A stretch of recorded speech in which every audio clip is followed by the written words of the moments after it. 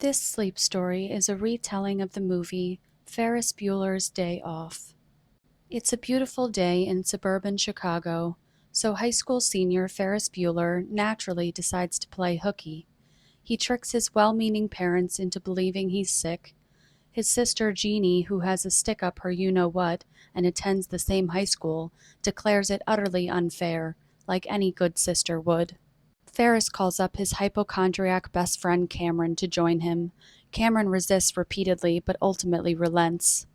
The icing on the cake, Ferris also talks Cameron into taking his dad's beloved Ferrari out for the day.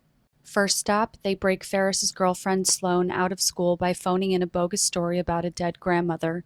Ed Rooney, the dean of students, is onto the trio and vows to bring Ferris down, because adults just don't get it. Meanwhile, the three high schoolers speed off for Chicago. Ferris, Cameron, and Sloane reach the city and drop the Ferrari off in a parking garage. Behind their backs, the attendant immediately takes it out for a joyride. Meanwhile, Mom pops home to check in on Ferris and is fooled by a very 80s contraption involving a mannequin. Ferris, Cameron, and Sloane get their tourism on, visiting Sears Tower, the Chicago Board of Trade, a ritzy restaurant where Ferris impersonates the Sausage King of Chicago in order to score them a table, a Cubs game, and the Art Institute of Chicago.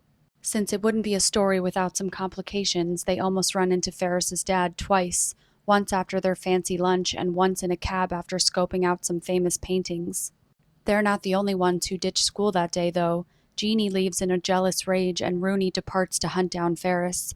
After striking out at a neighborhood pizza joint, he heads straight to the source, Casa de Bueller, where he encounters the menacing family dog. He drops a flower pot on the poor pup's head, knocking it out, and then enters the house through the doggy door. There he runs into and scares the crap out of Jeannie, who high kicks him in the face, knocking him out. Then she calls the cops. Ferris wraps up the day by commandeering a float in the Von Steuben parade and lip-syncing Twist and Shout. When they pick up the car, they realize the parking attendants put 175 miles on it. Cameron freaks out and goes catatonic. When he comes around, he realizes he doesn't want to be afraid anymore and he needs to stand up to his dad. Cameron's newfound confidence will come in handy sooner than he thought. In an attempt to ease the car's mileage by driving it in reverse, Cameron accidentally sends the car crashing out of the garage and into the woods below. Meanwhile, Rooney wakes up and leaves the Bueller house, unknowingly leaving his wallet behind. Jeannie gets hauled into the police station for allegedly making a phony call about an intruder. There, she meets a cute junkie who advises her to worry about herself, not her brother. Mrs. Bueller picks her up and they head home. In the street, they almost run over Ferris, who is racing to beat his parents home. Once again, he's almost spotted by his dad. Ferris gets home first, but he's locked out and then busted by Rooney.